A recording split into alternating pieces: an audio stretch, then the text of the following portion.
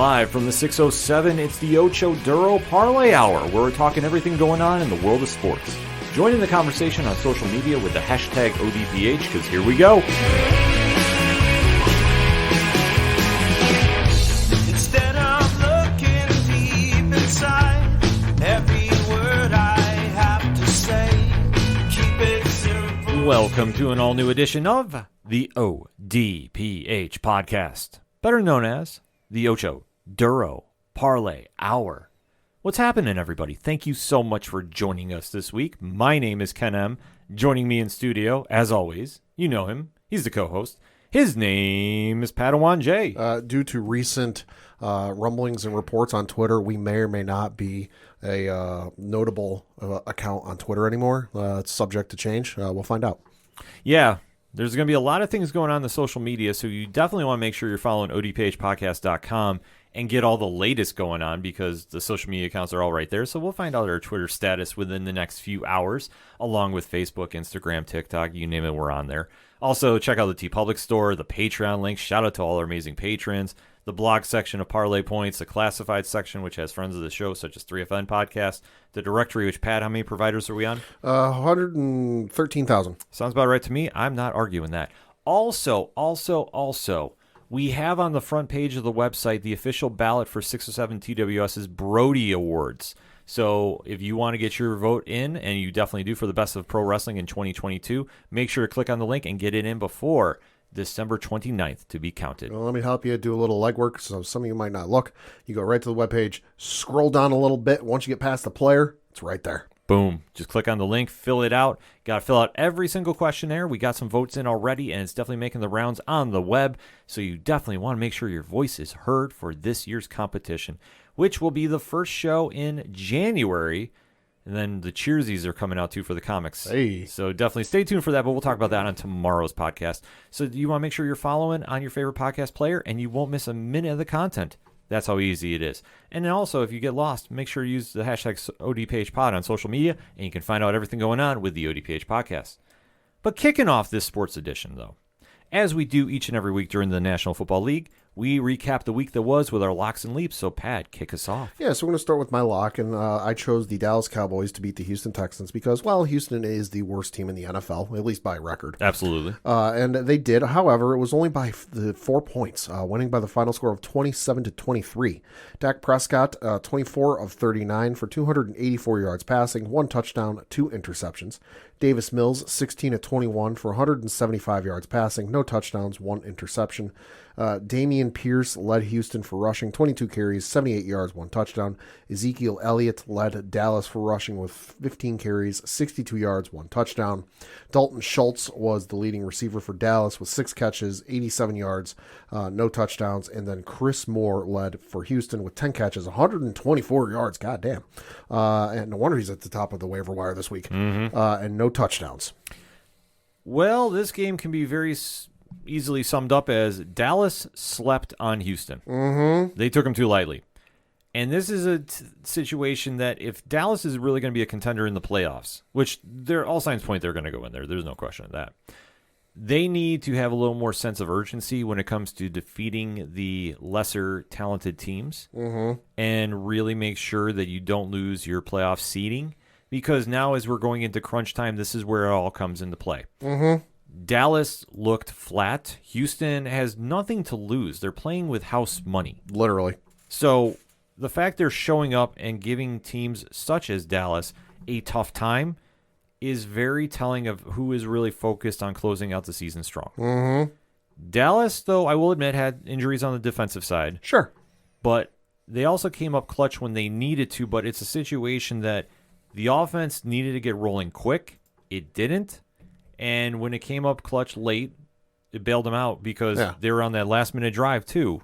And that's what sealed the deal for them. Yeah, I mean, this is certainly it's a win for Dallas, and you can't take that away from them. But this is a little cause for concern, I would say, just because, like we said, it's Houston. They're currently 1-11-1 in the NFL. Worst record in the NFL, likely will have barring anything bizarre happening, the number 1 overall pick in the upcoming draft. And I know that it got mentioned on either the radio I was listening to or SportsCenter or something that they got a matchup with Philly coming up. So I was like, maybe they got caught looking past Houston and they were looking forward to Philly. Well, not entirely the case because the Philly game's not for another 2 weeks. So this game just all sorts of puzzling because at halftime it was 20-17 in favor of Houston. So clearly Mike McCarthy got in there and probably lit a fire under their ass at halftime because Houston only scored 3 more points the rest of the way, whereas Dallas scored another 10 in the fourth quarter. So hey, it's a win for Dallas. You certainly can't take that away from them. But like I said, it's cause for concern just because you're the Dallas Cowboys. You're supposed to have this great team offensively, this great team defensively. Special teams, hey, it's special teams. I don't think Dallas is really known for their special teams, but hey, it helps. Mm-hmm. But it's cause for concern when you got this team with Houston that you only beat by 4 points. And this is a team that you probably should have beaten by double digits. I'm not going to say 20, 30, at least 2 scores. They should have beaten by 10. Yeah. Easy. Yeah. Like that's at the bare minimum, but this team didn't show up. And luckily they pulled it out in the second half and they really locked it in. But if you're going to be doing this type of play in the playoffs, you're going to be a one and done. I'm sorry. This isn't a cause for severe panic, but it is caution for alarm. Mm-hmm. I think you have to definitely say that because the elite teams beat the lesser teams. Mm-hmm. It's just how it goes, folks. Dallas should have absolutely destroyed Houston. Yeah. I know that they were favored by 14 At going least. into the... No, that was the opening line. Okay. So by the time it was game time, I think it was 17.5. Yeah. But that's just a temp in the room of how much this game should have gone in Dallas's favor. Yeah. The fact Houston showed up, I mean, it's any given Sunday, so, it can happen. But if you're a playoff team, let alone one that could sneak in that number 1 spot if things roll in your favor... Yeah. This is a very bad game to try selling that case. Yeah, and I know some people were trying to paint the narrative that, Houston always plays Dallas tough. Do they? I know probably in the Deshaun Watson years they probably did, but, I can't really remember any other time a year where it was like, holy shit, the Houston Texans are really, taking it to the Dallas Cowboys. So, they were keeping up with you. But like I said, this was with Davis Mills, Damian Pierce, Chris Moore, who, I'll be honest, until I looked at the waiver wire, because I need to take a look at the wide receivers for the one playoff matchup I'm in for fantasy. Saw Chris Moore and I went, who the fuck is this guy? Mm-hmm. Nobody on Houston is really like, I need that guy for my fantasy team. Exactly. This is a situation that Houston might show up. And I think in the early years of the franchise expansion, they made a big deal about it because it was in state for Dallas. But it's never been really considered a major rivalry. I mean, at least not in my opinion. No. So I can't see how you say that. So it's a tough sell. But it goes back to Houston is not a good team. No. In any stretch of the imagination. And I think a lot of people were feeling that momentum from the absolute absurdity that was the game against Indianapolis for Dallas, where they dropped 52 on them. So I think people are expecting they should have done it again. And that's a safe bet. But at the same time, Dallas took them too lightly. Yeah. That's the takeaway from this. And now looking at the rest of the schedule, there really isn't a lot of room for error. No, I mean, because you look at the playoff standings, especially over in the NFC conference, obviously you've got the Philadelphia Eagles, who are the number 1 seed, and they have clinched. Where the heck is the little thing? There it is. They have clinched a playoff berth, so they are in the playoffs. You've got the Dallas Cowboys sitting at the number 5 position, so still, 10-3, so they'll make the playoffs. Just mathematically, they haven't, cross that threshold yet. But they do still have some interesting games left to go because they have the Jacksonville Jaguars this upcoming Sunday. After that, they've got the Philadelphia Eagles at home on Christmas Eve. And then they've got the Tennessee Titans. That is on Thursday, December 29th. And then to close out the year, they have got the Washington Commanders. That is on Sunday, although the time is to be determined because, that could get interesting. Yeah, that could possibly get flexed. Mm-hmm. Didn't think I would ever say that with Washington this season, but... There's a couple of games that, I'm just noticing as we go along, the last week of the season, not all the teams, but there's a couple of teams that, that matchup is to be determined, and I think they're waiting to see how things play out before they decide, all right, are we putting this at the 1 o'clock or the 4:30? Yeah, so definitely stay tuned for that, but for Dallas, I mean... They really have to lock it in this final stretch. The game against Philadelphia is going to be the real benchmark. Mm-hmm. And I'm not saying that Jacksonville might not sneak one on them next week. They could. They might because Jacksonville is going to get in there, and they're playing for a playoff spot too. So they're definitely going to be very hungry for a win. It just depends on what Dallas team shows up. Mm-hmm. So we'll definitely have to stay tuned for that. And then Houston, hey, thanks for showing up. Yeah, exactly. Nothing said there. Yeah. And then we're going to go to my leap because, statistically, I looked at this and I heard a little stat that I went, Yeah, that makes a lot of sense. I chose the Tampa Bay Buccaneers to beat the San Francisco 49ers because, Ken, do you know what the stat is? What is that stat? The stat is that in quarterbacks making their first career start in the NFL against Tom Brady, they were, and the keyword is were in that little sentence, 0-6. And I saw the list. I don't have the list in front of me, but just suffice to say, they're 0-6. And so Brock Purdy, Mr. Irrelevant, making his first career NFL start against Tom Brady, I went, okay. Yeah. Boy, was I wrong. The San Francisco 49ers put a shellacking on the Tampa Bay Buccaneers by the final score of 35-7. Brock Purdy, 16 of 21 for 185 yards passing, 2 touchdowns, 0 interceptions. Tom Brady, 34 of 55 for 253 yards passing, 1 touchdown, 2 interceptions. Rashad White was the leading rusher for Tampa Bay with 13 carries, 56 yards, no touchdowns. Christian McCaffrey led for San Francisco, 14 carries, 119 yards with only 1 touchdown. Brandon Ayuk led San Francisco in receiving, 2 catches, 57 yards, 1 touchdown. And then Chris Godwin led Tampa Bay with 5 catches, 54 yards, and 0 touchdowns. And of course, T's and P's to Deebo Samuel, who left the game with an injury that he's probably done for the year with. Yeah, that definitely looked very, very bad. So our thoughts and prayers with him on that one. This game, man, is Brock Purdy for real? I mean, I think it's a case of he's, I got to look and see if he's actually a rookie or it's, he just hasn't made a start in the NFL. I think it's a case like we see in a lot of sports, NBA, Major League Baseball, hell, even hockey. That he's a rookie. He was drafted this year. So I think it's a case of you get this guy in their sport, not a lot of film on the guy. Hell, we saw this with Bailey Zappi earlier in the year with the Patriots. Not a lot of tape on the guy outside of college. And well, obviously the college game, what they did in college isn't exactly going to translate to how they play in the NFL. So I think it's just a case of there's not a lot of tape on the guy. They're kind of just going off of what they know the team can do, but until you see the skill set on the field, looking pretty good. Yeah. Eventually, this balloon, if you will, is going to come back down to earth. But is it enough to get them into the playoffs?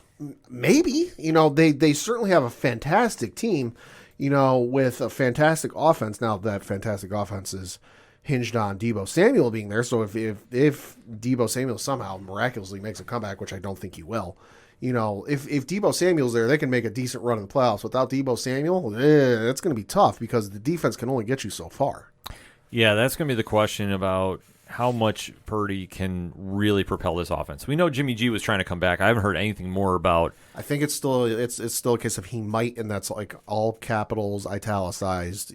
Might come back. But the one thing that San Francisco has to be extremely happy with is Purdy is actually managing games. And the fact that he won in this fashion, if you're a 49ers fan, you have to be ecstatic.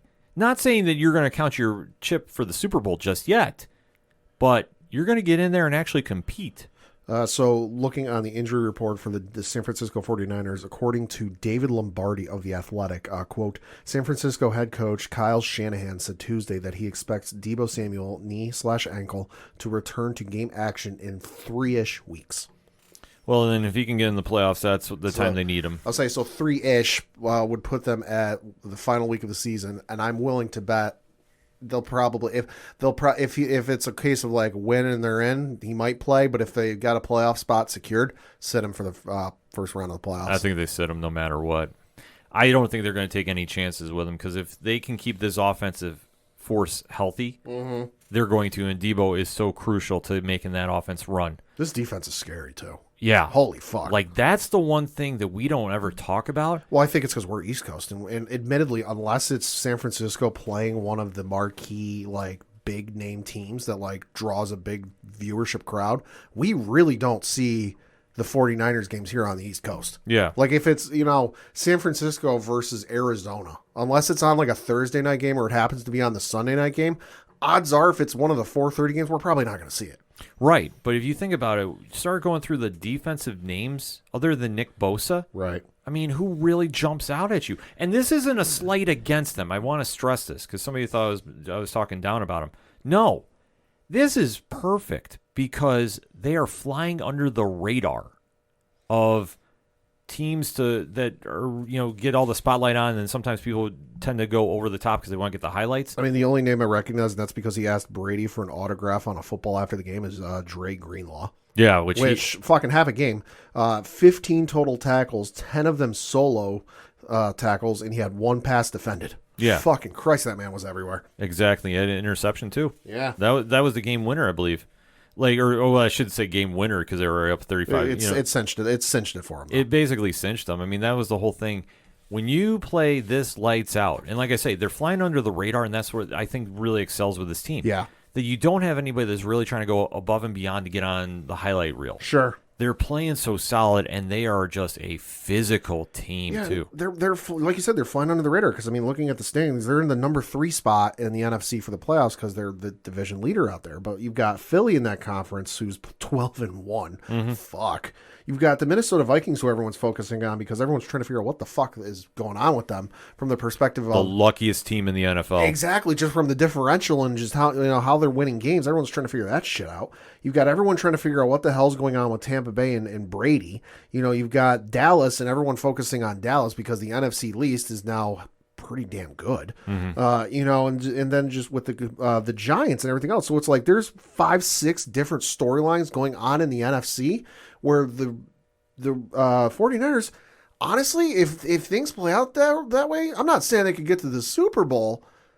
If things fall their way, they could, screw around and find out. I think if it comes down to them in Philly, that could be a scary, scary NFC Championship game. Well, I mean, because we're looking at the playoffs, so Philly gets the bye. So Minnesota would play, I want to say, what it would be, the Giants, I think. And so then the Niners would play the Commanders, which, yeah, I'm taking Brock Purdy or Jimmy G. I'm taking the Niners in that game. Yeah, I don't care who's quarterbacking. I take the 49ers in that one. I'm taking the Niners. So in this hypothetical playoff scenario, they're making it out of at least the first round. Oh, easily. I think if this team gets rolling, they're going to be very, very hard to beat. And Christian McCaffrey has done a lot to really solidify this team. Debo is the one that makes it go, though. So that's the smart play, is to let him sit. But depending on how the 49ers schedule plays out, I would be more or less focused on getting my teams just to the finish line because I think they've got the NFC West pretty much locked up. I mean, I know that they're up by 2 games on Seattle. Let's say I was in the playoff standing. Let me flip over the normal standings. Let's see. So you've got the Niners currently at 9-4, Seahawks at 7-6, the Cardinals at 4-9, and then the Rams at 4-9. So I would say, barring some sort of historic collapse on the part of the Niners and a meteoric rise on the part of the Seahawks, I think the Niners have got it locked up, but the only possible way I see the Niners not winning this is if they somehow lose out and the Seattle has to win out. Yeah. Which don't see happening, but hey, weirder shit's happened. This is true, but this is something the 49ers team is so balanced. Like, it's hard to bet against them, to be honest with you. It really is, and I thought Tom Brady coming out there was going to definitely do something. The only thing he did was make me say, this should be it. And yet the reports, and I'm not saying this to contradict you, just a counterpoint, and yet the reports say that despite he will be a free agent after this season, reports are he wants to play in 2023. He might want to, but at the same time, you're seeing the diminishing of his skills. And to the reports saying he might end up back in New England, pump the brakes, folks. It's a nice narrative to sign out. It'd be cool. Don't get me wrong. I would fucking love for Mac as okay as he's been this year. Let's be honest, it's not as good as his rookie year. He's been okay. For as okay as Mac has been, fuck, I would love for him to sit behind Brady for a year and just sponge the shit out of him. Hell, move into his house, live with him for that season. But I just don't see it happening. I mean, Tampa, yes, Tom is an issue just because he looks all right. Hey, 253 and 1 touchdown, not bad. But you look at the last couple of games and it's just not been the same. No, he's on the decline. And I'm not meaning this. Well, and he's got a couple of his key pieces not performing as well. I mean, you got Leonard Fournette, who's only got 3 touchdowns on the year, and then he's only got 524 yards rushing. Not ideal for, I think, what a lot of folks consider the number 1 running back. And then you look at Mike Evans, who's supposed to be one of his top receivers, only has 805 yards receiving and 3 touchdowns. Well, he also was out a couple games for... right, but I think at this point, even with the injuries, people figured he'd be at least close to double digits by now. But that's the one problem with Tampa Bay's offense. People have kind of figured him out. And Brady is not exactly the Brady of old to switch it up at the stage. No, I mean, let's be honest. The Brady offense was figured out 15 years ago by the New York Giants in the Super Bowl. Once that got figured out, it's just a matter of you got to have the pieces to do it. And it also helps that Tom is getting older and he can't throw the ball as deep, and it's not, all the other things. I just think it's also the case of you got some of the other guys. I mean, Christ, look at Godwin, 702 yards receiving, 2 touchdowns on the year. Yeah. Those are supposed to be 2 of his top guys. They've got to combine 5 touchdowns. I know defenses that got more touchdowns than those guys combined. Well, that's the whole thing, that this is just not the Tampa Bay of old.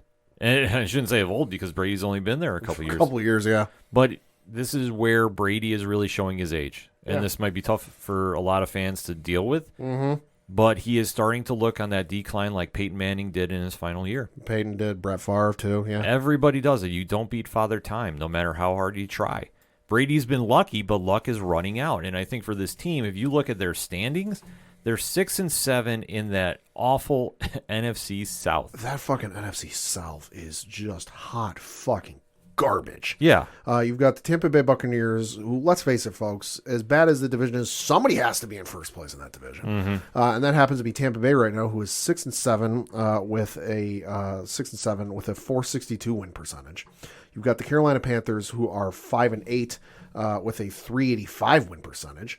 The Atlanta Falcons were 5-8 with a 385 win percentage, and the New Orleans Saints, who are 4-9 with a 308 win percentage. So literally, Carolina and Atlanta, for as bad as they are still in contention and could possibly win this division. Yeah, there's a chance. Let that sink in for a moment. Mm-hmm. And then you literally try telling me that Brady still got it. I'm sorry. He is definitely on that decline. He might want to play next season. I could see him signing one day and retiring with the Patriots. Well, let's not forget that this is a year removed from going 13-4 the year prior, where the second place team was the New Orleans Saints, who wasn't that? No, that wasn't Breeze's final year. Was 9-8. Yeah, that's the whole point. When you have this big of a drop off, this is pause for concern, especially when your quarterback is in his mid-40s. Mm-hmm. It's not going to get any better with him at the helm. I'm sorry. You're not getting the Tom Brady that is the legend of New England. No. You had a Super Bowl with him. Congratulations. Yeah. Nothing to be ashamed about. That is what the job was, bringing him in. It paid off. I mean, the numbers are certainly down. You look at his last year in Tampa Bay, he had, where are the touchdowns? There they are. 43 touchdowns and 5,316 yards passing. The year prior, which was his first year in Tampa Bay, that'd be 2020, he had 40 touchdowns and 4,633 yards. You even look at his last year in New England, let's face it, that receiving core was not good. Yeah. He had 24 touchdowns and 4,057 yards. And so for this year, up through where we currently record after week, what are we in, 14? This is week 14. Brady has got 17 touchdowns and then 3,585 yards passing, which is, listen, he'll probably get to 4,000. But he ain't going to get anywhere near some of those numbers from the last couple years in Tampa Bay. Absolutely not. It's not going down. No matter how you want to try spinning it, it's not going to happen.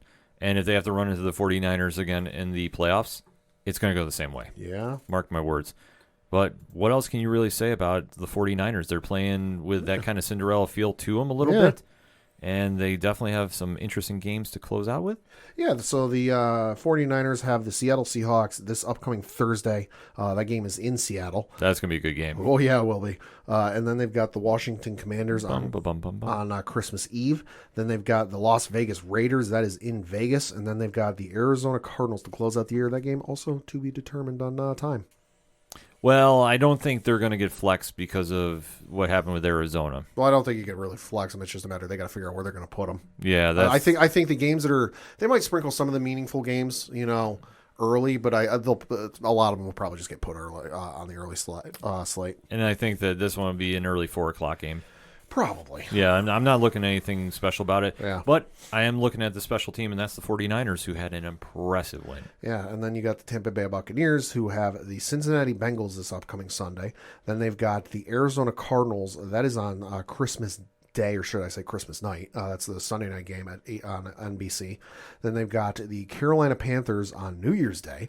And then they have the Atlanta Falcons to close out the regular season. So they might sneak in the playoffs, but don't expect Brady to have a deep run. I mean, they'll make the playoffs just because, listen, you look at, you got the Carolina Panthers who, I'll be honest, ever since they let go of Baker Mayfield, I couldn't tell you who their starting quarterback is. I don't see Atlanta making a run there because they just benched Marcus Mariota for their rookie there. I forget the guy's name. So I don't see either of them making a run. So, I mean, so by default, Tampa Bay is going to make it. But also, you still look at the playoff standings. They're still, because they're one of the division leaders, and just because of the way the standings work, they would be facing Dallas in the first round. Yeah, which, yikes, depending on how Dallas shows up, you never know how that game might go, to be honest with you. I mean, that's the kind of trick of all tricks. But there are more games to discuss, though, Pat. Yeah, so then we got to talk about a game you and I both had as one of our locks, and that would be the Kansas City Chiefs to defeat the Denver Broncos, which... yeah, they did. By the final score of 34-28. Patrick Mahomes, 28 of 42 for 352 yards passing, 3 touchdowns, 3 interceptions. And then Russell Wilson. Let's ride. Let's ride to a concussion. 23 of 36 for 247 yards passing, 3 touchdowns, 1 interception. Also, Russell Wilson led Denver in rushing with 4 carries, 57 yards, no touchdowns. Isaiah Pacheco led Kansas City in rushing, 13 carries, 70 yards, no touchdowns. Jerick McKinnon led Kansas City in receiving, 7 catches, 112 yards, 2 touchdowns. And then Jerry Jeudy led Denver with receiving 8 catches, 73 yards, 3 touchdowns. And also T's and P's to Russell Wilson because holy fuck, the shot he took. Yeah. And the photo I saw maybe about an hour or so after it happened, and the goose egg sized lump he had on his forehead after he took the helmet off after that hit. Yikes. One thing to know about this rivalry is it is not for the squeamish. No, it's not. These two teams have had a very, very noteworthy history. I wouldn't say they necessarily hate each other, but they're certainly not going to pull any punches. No, this is definitely, I would say, the second big rivals between both. Sure. I mean, maybe you have to think, because I always think the Raiders have a bigger precedence against both teams. Yeah. But nevertheless, this was a hard-hitting game. A real test for Patrick Mahomes. 3 interceptions is something I would say not his best performance, to put mildly. Right. But Denver got up for this game. No matter how bad they are, it's still division. So you always have to kind of factor that in. Russell Wilson definitely did all he could do to win this game until he got hurt. And then they just kind of fell apart a little bit because Kansas City does what Kansas City does best. Yeah. They scored, although admittedly you had Patrick Mahomes had, 2 interceptions and a half for the first time in his career, which is wild. Yeah, he definitely got pressured, and I don't think he was ready for what Denver was throwing at him. No. Which, hey, if Denver's got a bright spot, in this garbage season they've had, the defense ain't bad. The defense has been substantial. Yeah. Not serviceable. Great, serviceable, but it hasn't been anything to write home about. But they did step up for this game, so at least it made the game entertaining. I will say that. Mm-hmm. But at the end of the day, Kansas City got a win over a lesser team, which no matter if it's division or not, they're still a lesser team, and Kansas City found a way to win. Now, in comparison to how Dallas played, right? Dallas took them too lightly. Kansas City never did. No. Because, dropping 21 on them in the second quarter, they definitely were applying a lot of pressure. Oh, yeah. Is just that second half, Denver made enough adjustments to really give Patrick Mahomes fits. Well, that's any given Sunday. Right. And they almost blew this game, too. Yeah. We have to remember that. Yeah. Denver was in this until what happened with Russell Wilson. Yeah, which, hey, again, T's and P's. And I looked, he is currently in, I almost said COVID protocol. He is in concussion protocol. Although, let's be honest, Denver, you're eliminated from the playoffs. And you've got 1, 2, 3, 4, 5, 6, 7 players on the injury report today as we record, one of them being on injured reserve. That's your running back, Mike Boone. The other 6 are all questionable. Just shut him down for the year. Yeah. What the fuck are you going to gain by having him try to come back for the final 4 games when you're out of it? Yeah, there's no point. He's got his money. You're not going to be, you're not worried about him going somewhere in the offseason as a free agent. You know what you got. Let him rehab. Let him get a head start on rehab. Whatever issues he's got going on, if he's got any sort of injuries or something nagging him, let him get an early start on it and come back, next season fully healthy.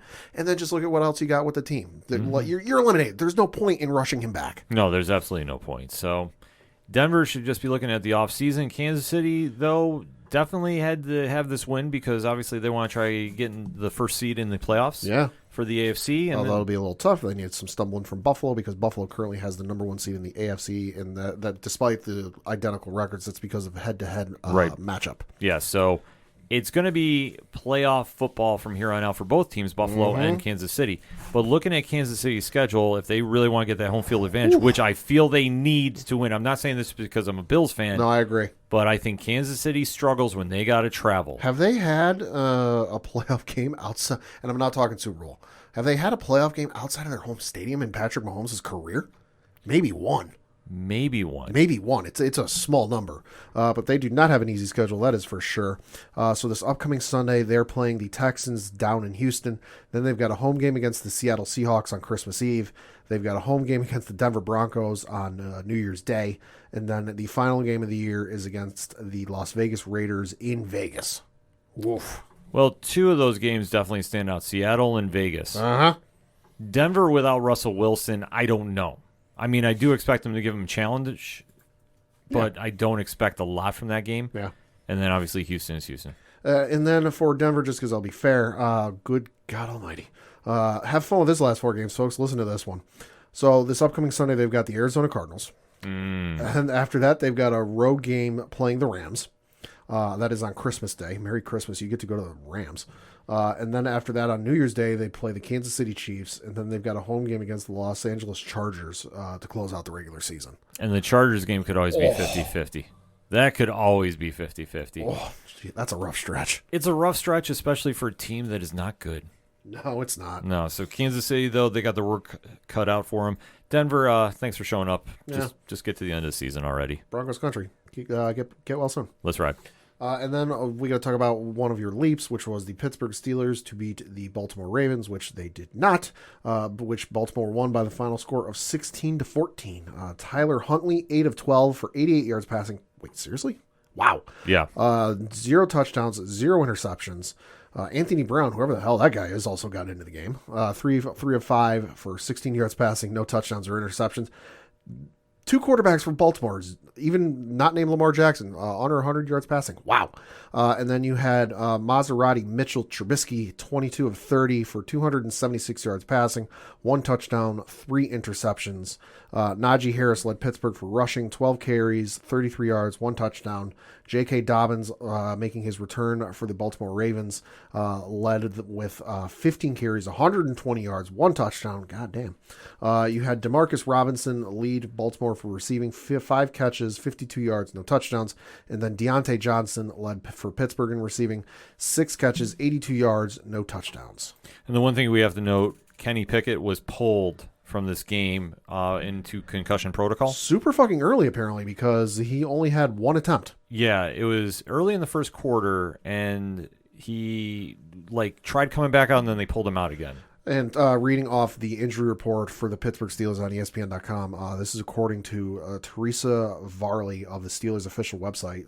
Quote, head coach Mike Tomlin said Tuesday that Pickett remains in the concussion protocol and added that the quarterback's participation in practice this week will be critical in guiding a decision for his status for the Sunday's game at Carolina. Well, I would not rush him back. No. I mean, let's face it, Pittsburgh season, you would need a lot of luck to make a run. Currently last place in the AFC North. Yeah, so like I say, you would need a lot of chips to fall in your favor. Yeah, and currently, they're 2 spots away from being eliminated because you've got the Texans and Broncos beneath them who have all been eliminated. Then they've got the Colts who are not eliminated, and then the Steelers. Yeah, so I don't see any point in rushing back your future, because Pickett is going to be your future. If he's the guy. If he is the guy, which, I mean, he was on a good progression until this injury. Yeah. So I would stay wait and see. I wouldn't rush anything back, and you're unfortunately going to have to take an L for the season. It is what it is. It is what it is. The team was in a rebuilding phase to begin with, so the fact that you were contending with teams is a big takeaway. Is this going to be Tomlin's first losing season? Because I know he had that run for a while where he had never had a losing season. I believe so. It might, if it's not his first, it might be his second. Yeah, that's the one thing with the Steelers. They don't panic. The one I will give credit to that franchise. The culture they have down there is they don't collapse everything and think the sky is falling if you have one bad season.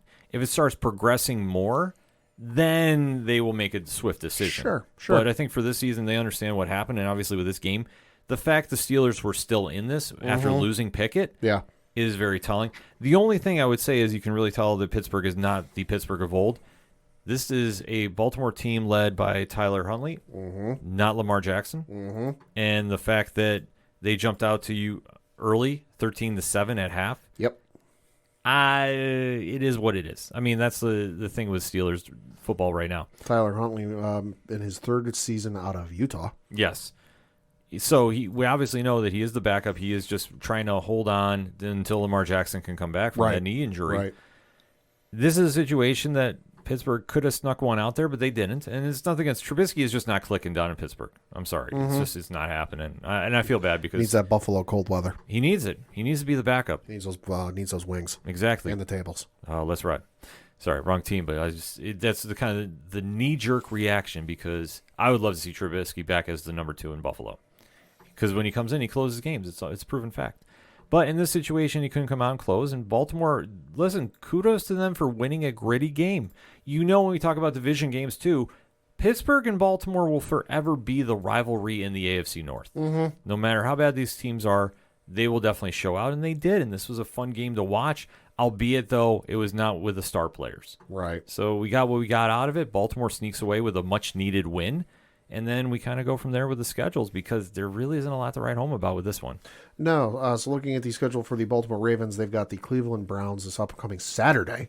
And then they've got the Atlanta Falcons on Christmas Eve. Then they've got the Pittsburgh Steelers on New Year's Day. And then they've got the Cincinnati Bengals on the road to close out the regular season. And then for the Pittsburgh Steelers, they have got the Carolina Panthers this upcoming Sunday. Then they've got the Las Vegas Raiders on Christmas Eve, the Baltimore Ravens on New Year's Day, and then the Cleveland Browns to close out the regular season.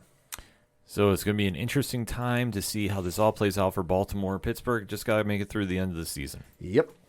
All right, that being said, Pat, let's take a lap around the league and close this out. Yeah, so for the Thursday game, you had the Los Angeles Rams make a stunning comeback win behind the newly signed Baker Mayfield and beat the Las Vegas Raiders 17-16.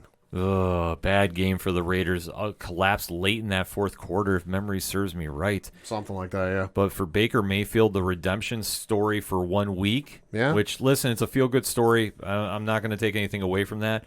But obviously, the Raiders have not been playing up to their potential this season. It is what it is. And moving forward, Baker is not going to be the guy, but if he can get him to 500, I guess that's the plan for the rest of the season. Oh, yeah, he's going to be the guy for the rest of the season. I don't think they'll bring back Stafford. And there's been some rumblings that Stafford may or may not come back next year, so this could be a tryout period for Baker, because his deal is up at the end of the year. So this is essentially your tryout, Baker, so good luck. Yeah, definitely make the most of the opportunity. And if you're going to be the face of the LA Rams, I mean, maybe the change of scenery will help him. Yeah. I don't know. But warm California air. But I'm going to say this. I'm not ready to crown him the franchise and, Baker's back. No, this was a win against a bad team, especially late in that fourth quarter. They, like I said, they were up. I want to say it was 5 minutes left in that game. Something like that. It was something crazy like that, but that's just when I'm watching the highlights. I'm like, wow, how is this happening? Right. But then again, the Raiders season has been a little subpar. Yeah, to say the least. You had the Buffalo Bills beat the New York Jets by the final score of 20-12. Okay. I want to address something. Uh-oh. For all the sports media that was sitting and questioning the Bills' offense, and especially the one reporter who said something post-game to Josh about this team is not a Super Bowl offensive ready, or they're not ready for the Super Bowl with this offense. And I love Josh's answer. Okay. And that was it. I love it because... File that one away? Exactly. The situation here, and we have said this, and I think I've said this multiple times, the Jets' defense is going to give any team they face in the playoff fits. Did I or did I not call it the first time they came and played Buffalo? You did. The Jets were going to win. You said there was a chance. There was a chance because that defense is nasty. Yeah, you did. And that defense held Buffalo in check again. But kudos to the Bills for finding a way to win. See, I'm trying not to get too wound up because for everybody that was writing them off for dead because they only put up 20 points against a Jets team that is in the playoffs as it stands right now, I thought was very, very insulting. I mean, that whole game up until halftime was fucking garbage. It was a snooze fest. It was garbage because the Bills didn't score until what, like late in the second. Late in the second, 30 seconds left before halftime or something.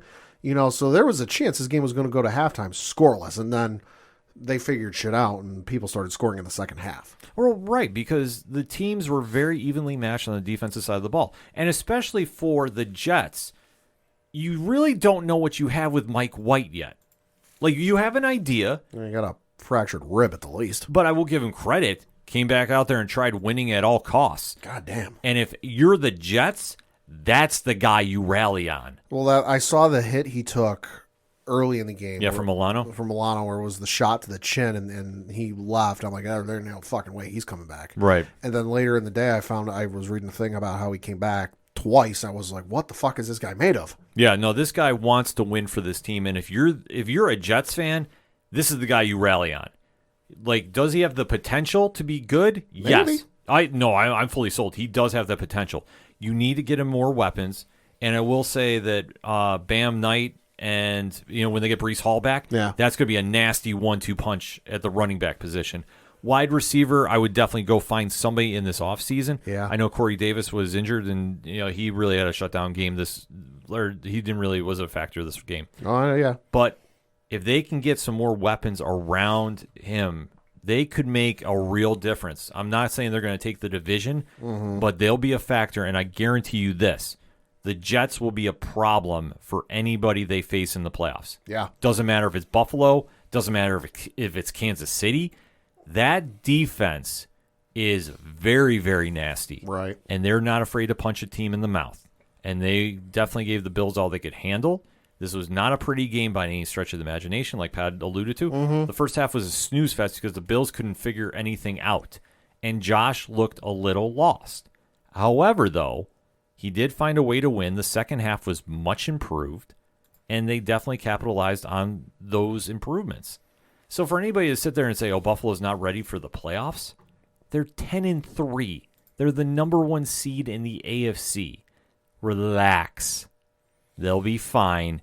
And I hope that that press clip is saved somewhere, because when the Bills make a run in the playoffs, and if they do get to the AFC Championship or the Super Bowl, I hope they bring this up and use it as bulletin board material. Oh, I fear for the team they're playing this upcoming Sunday, which I'll get to that in a minute. Oh, Saturday, my friend. Oh, yeah. No, I fear for that team because they might get 40 or 50 dropped on them, weather permitting. Mm-hmm. Next up, though. You had the Cincinnati Bengals beat the Cleveland Browns 23-10. Not really surprised at this one. I mean, Cleveland and Cincinnati have always had a good division rivalry. Yeah. But this one, Deshaun Watson, not impressed with the performance? No, 276, 1 touchdown. So, hey, at least better than last week. But improving, but but Cincinnati is clicking right now at the right time. Jamar Chase, 10 catches, 119, 1 touchdown. Yo. Exactly. So they're getting good at the right time. I know that we said the Super Bowl hangover was in full effect. I'm glad it's wore off for them. Yeah, I will say, son tells me they drank a little orange juice and they're feeling better. Yeah, they're definitely much improved, and they're going to be a scary team in those playoffs. You had the Detroit Lions beat the Minnesota Vikings 34-23. Detroit has a chance to make the playoffs. Detroit is currently, I think, they're on the outside looking in because the Giants are the 7th seed. Seattle is behind them, and then you've got the Lions. Yes. So if they play their cards right, they could sneak in. And their last 4 games, they've got the Jets, Panthers, Bears, and Packers. So they could win at least 3 of those. They could win 3. This week against the Jets is going to be a tougher challenge, but it's going to be a great offense against a great defense. That's literally what's coming down to. Man, who would have ever thought Detroit would be this important this late? Not me. I'm telling you what, it's going to be a kudo to them if they can sneak in there. I'd love to see it because I really like what Dan Campbell has done with this team. Just their defense just can't close. That's been their only hiccup this season. It's a shame, too. Yeah. Then you had the Jacksonville Jaguars beat the Tennessee Titans 36-22. Oh, my God. Jacksonville might make the playoffs. There is a chance. There is a chance. There is a chance. They are, well, that's a long shot because you've got the Patriots in the 7th seed, then you've got the Chargers, Jets, and then the Jaguars. So they need a lot of help. They need a lot of help unless they take that division. That's the only thing they could do, which I mean, if luck plays on the other side. And we also have to make note, Christian Kirk, 5 catches, 45 yards. You had the Philadelphia Eagles put a whooping on the New York Football Giants by the final score of 48-22. Giants fans. How are you feeling? Oh, my God. I think the dream is over. Cinderella's left the party. Looks like the clock has hit midnight. Yeah, this team is not ready for prime time. The carriage is a pumpkin. Absolutely abysmal performance. That defense did not look good at all, and Philly looked like the number 1 seed. We talk about elite teams defeating lesser teams. This really made the Giants look like a 5-7 team instead of a 7-5 team. Yeah. Or 7-4 team. Like, legitimately, this was bad. And if the Giants think they're going to make a run in the playoffs, I don't know. After this performance, I don't see how you can have any confidence. I really don't. You had the Carolina Panthers beat the Seattle Seahawks 30-24. Did not see this one going this route. Neither did I. So, good win for Carolina, though, I will say. Seattle definitely needed this win, so I think that hurts them a lot more than they realize. Yep. But we'll have to wait and see how this all shakes up. You had the Los Angeles Chargers beat the Miami Dolphins 23-17. The one time I need the Chargers to come through, they do. So I was happy to see this as a Bills fan. For the Chargers, though, they definitely had their hands full. Yeah. Miami gave them all they could. Tyreek Hill, though, playing hurt. And I don't know if this is going to be a lingering injury moving forward, but he definitely did something to his shin. He could not run as fast for a long stretch of time. Sure. Albeit, though, when he needed to, he definitely did, especially that fumble recovery. He ran for 50-some-odd yards. He looked great there, but he definitely hurt his legs somewhere. So according to the injury report for the Miami Dolphins, he is, as we record, listed as questionable, and it says Hill, ankle, was listed as a limited participant on Tuesday's estimated practice report. Daniel OEFC of the Miami Herald reports. Yeah, so if he's not 100% ready to go, it's going to be a long day for the Dolphins in Buffalo, because especially it's going to be a lot of snow, and I'm here for this. I know there's one person that is not going to be here for this, but we'll still talk to him about football because I had this game circled on the calendar since the abysmal performance in Miami. Well, and also, hey, Dolphins, hi, how you doing? Yeah. How big a bunch of fucking pansies are you? There was a story that came out from the folks at Syracuse.com, which it's a newspaper website up in Syracuse, New York. How the Miami, now the weather in Los Angeles on Sunday for this game, where mind you it's in a dome, was 55 degrees, which you and I this time of year, spoiler alert folks, I'm looking at my watch, currently as we record it's 23 degrees where we record. It's fucking 55 degrees. I'm wearing shorts and a t-shirt this time of year. Miami Dolphins, they were using propane heaters. In Los Angeles, in 55-degree weather, they were using propane heaters on the sidelines. Oh, man. Folks, I'm going to pull up the schedule for this upcoming Sunday slate of games on Sunday just to get the latest weather report information for the wonderful city that is Buffalo, New York. Where the heck are they? It's on the Saturday. So there they are. Saturday slate of games, 8:15. This is according to AccuWeather.com. Snow is in the forecast for the folks up in Buffalo, and game time weather, 32 degrees.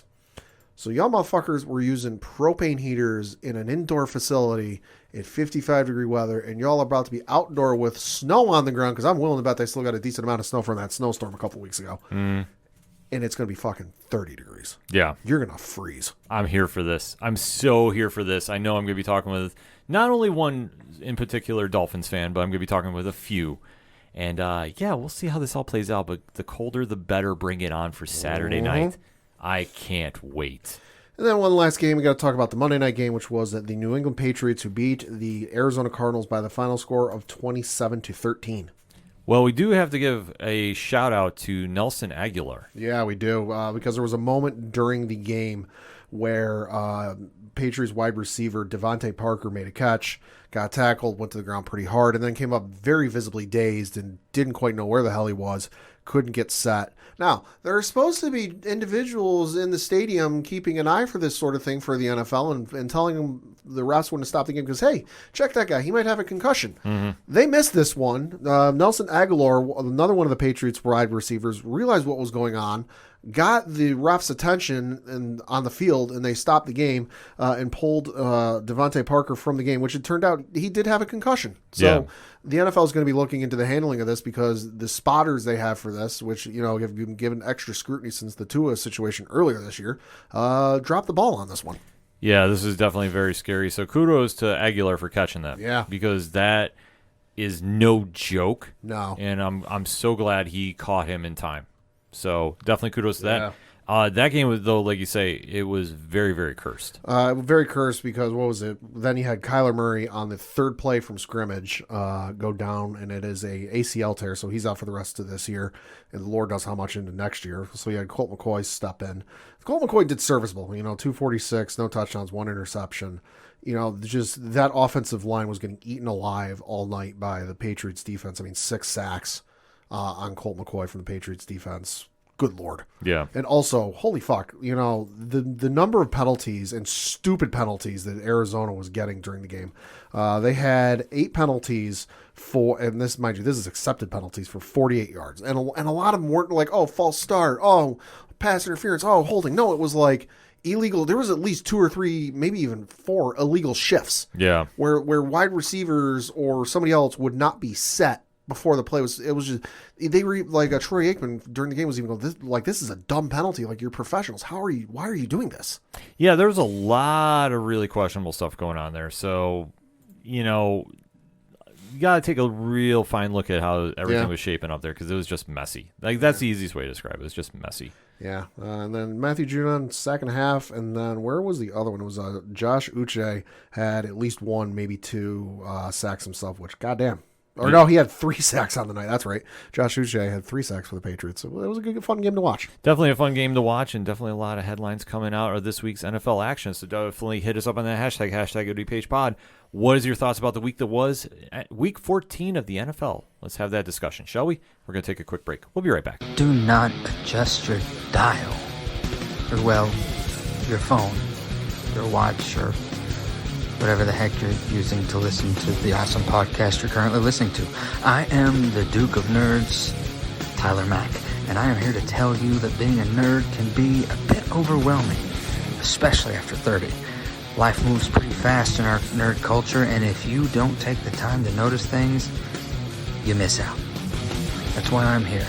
As your Duke of Nerds, I am charged with educating, enlightening, and entertaining you on all things nerdy. I do it by running the 30 to Nerdy podcast. 30 to Nerdy is a Badcast Company production and currently playing wherever you cast your pod. Follow along each episode using the hashtag 30andNerdyPod and check out what all is going on at 30andNerdyPodcast.com. Whether it's DC, Marvel, comics, or video games, I have got you covered. So tune in now. Cheers to you, nerds.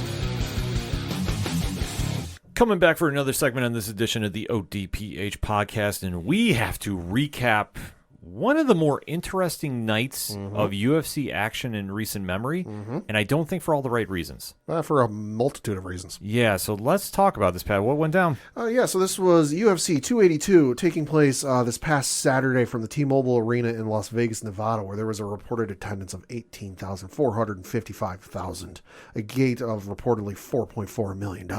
Eat it, AEW. Get them. You had talk about a couple of the fights, one of which main evented the preliminary card on ESPN2/ESPN Plus, and that was against Raul Rosas Jr. and Jay Perrin, where you had Raul Rosas Jr. Defeat Jay Perrin via face crank submission. Now, noteworthy about this fight, this was Rosas Jr.'s first fight in, I guess you could call the main event, the main level of UFC. Yep. He did have a previous fight with the UFC on the Contender Series. That was back in September, where he won by unanimous decision.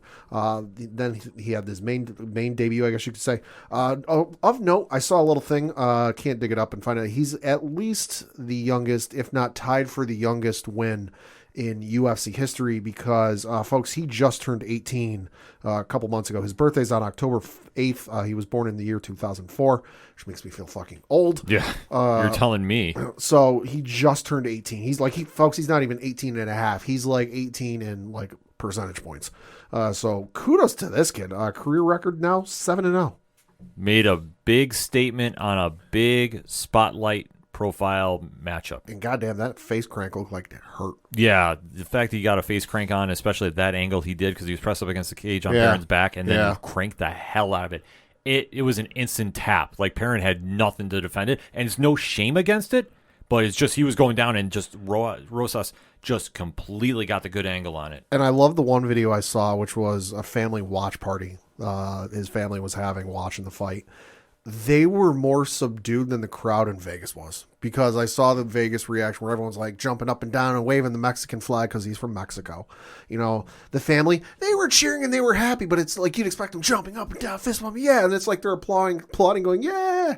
I'm like, I expected, hey, kudos, your kid got a win, but I was expecting a little more excitement out of you. Well, the thing was, they probably were expecting him to just win in dominant fashion. Probably. Like, I'm sure that they were probably like, they're super happy, but I think it was a little cautious too, because obviously being 18 years old and you're on the UFC, you're main eventing the prelims. Yeah. This is pressure on anybody, let alone an 18-year-old kid that just was on the Contender Series. And you're not exactly behind a paywall. You're on cable television. Yeah, which a lot of attention was put on him. A lot. Yeah. So the fact he stepped up in the spotlight and won in dominant fashion like this. Yeah.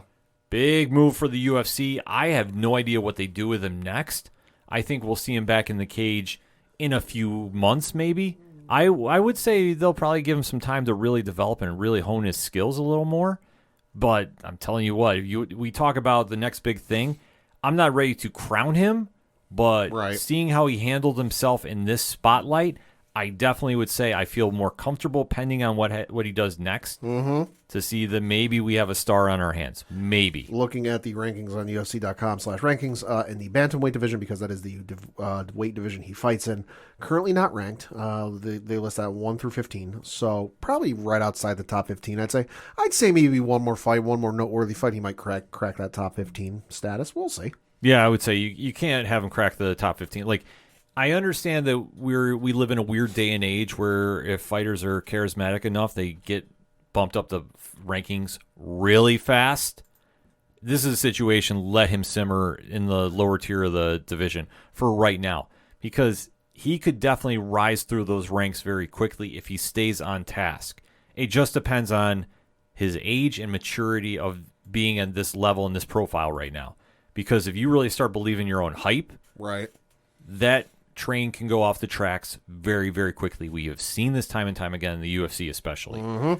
So I think they just got to play it smart, his camp, and just really keep him grounded and really get him ready for his next fight. And I would say I would push it to April, May. Yeah, I understand it's a long time, but I would really let this kid heal up. I mean, we don't need to have everybody be Donald Cerrone. Yeah, this is true. And especially at his age. Yeah, you don't want to ruin him too early. No, definitely not. So I definitely think he's got to get his camp, really have him focused and really learning his skills. Because when he starts getting into that deeper water of that division, he's got to be ready to go. Yeah. You can't exactly throw him in there and say, okay, best of luck, kid. Also got to mention this fight was over at 2 minutes and 44 seconds of the first round. So not exactly a long, drawn-out contest. No, especially a lot of the prelims were very quick finishes. I know Rosenstruck defeated Dukakis in, 23 seconds? Yeah, 23 seconds. You had up until the...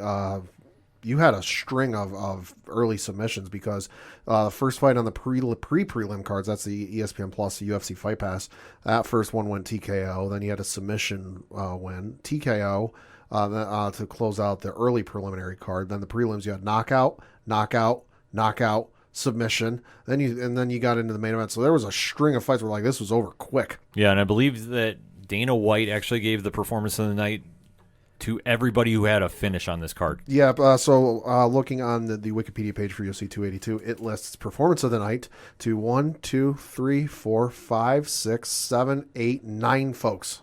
So I'm willing to bet that was everybody who got a TKO or a finish. As they should. Yeah, no, that I've never seen that many performance of the night bonuses. I haven't either. Wow. So I'm glad he did it, because I know the fight was definitely going in the right, or the card was going in the right trajectory. Until we got to the main card. Right. And then Well, I should say until we got to the main events. Yeah. But there still is some noteworthy headlines coming out from the start of the main card, though, Pat. Yeah, so the first fight on the main card was in the featherweight division where you had Ilya Topuria defeat Bryce Mitchell via submission and arm triangle choke specifically at 3 minutes and 10 seconds of the second round. Absolutely wild. I did not see this fight going this way. I thought if Bryce Mitchell got him on the ground, it was going to be a wrap. But Topuria, he looked great. He looked fantastic. Mm-hmm. And nothing against Bryce Mitchell, but it was like he understood he needed to make a big splash, and I definitely thought he did the right thing. Right. So now the question is, where does he go from here? I think you got to put him in around, like that. Well, let's see. Bryce Mitchell was the number 9th ranked fighter, I believe, at the time. And still is on the UFC.com/rankings. It looks like that division's rankings haven't been updated yet because Bryce Mitchell's still listed as 9. Topuria is still listed as 14. I wouldn't doubt that they get flipped. Probably. Just on how that is, or Mitchell goes down to 12. I could see that happening. But I do see Topuria cracking the top 10. I would say you'd have to give him somebody maybe... Korean Zombies right there at 6. I don't know if you bump him up that high, though. Like, that would be a great fight, though. I could definitely see Yusuf down in the number 11 ranking. Yeah. I think that would make a lot more sense. Yeah. But it depends. I mean, this kid really just went out of his way and stole a spotlight, especially defeating Bryce Mitchell at his own game. Mm-hmm. Like, that's the one thing that was absolutely crazy to realize. Like, this is back in the day when somebody would go to the ground with Jacare. Like, you wouldn't get off the ground. You wouldn't survive. I'll say, and looking at Mitchell's record, the reason he beat him at his own game, 9 of his 15 wins are by submission. Yeah, which, I mean, it was a real test, but it's like, I'm telling you, man, this is going to be something to watch in that division, especially for a division that needs some star power added to it. Yeah. Because, well, I mean, depending on what Volkanovski does, like, you really have to really take a look and say, okay, who's going to be the next one to really generate some buzz? Max can do it, obviously, in that top tier. Brian Ortega is up there. I know Arnold Allen is somebody they're really high on. Josh Emmett is kind of in that contender status. I don't know if he's going to make that jump. I know Yair Rodriguez is there, but I'm still not sold on him, being somebody that can carry that division. Right. That's just me personally. But like I say, this is a great situation for somebody to make that jump, and I tell you what, Topuria can definitely make that happen. Next up was in the middleweight division where you had Dricus du Plessis beat Darren Till via face crank submission at 2 minutes and 43 seconds of the third round. Crazy the face crank was in high fashion. And it's not normally seen. No, it definitely isn't. I mean, what can you say about this? Darren Till at least looked more ready for a fight here, I guess, after being off for so long. But nothing really to write home about with this one, honestly. This it was tough loss to see because I do like Darren Till, but right, just not pulled off for him. But great win for Duplessis, though. Yeah, and then in the next fight was a catchweight fight between Santiago, and I'm going to butcher this name. Porzenbino. Thank you. Who defeated Alex Morano via TKO at 2 minutes and 29 seconds of the third round.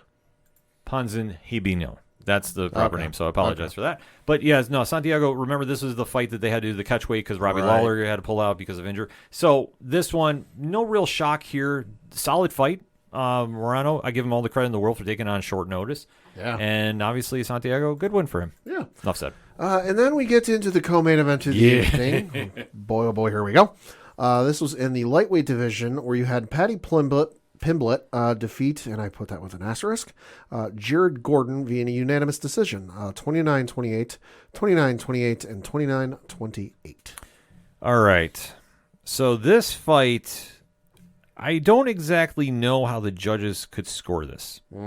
I genuinely don't.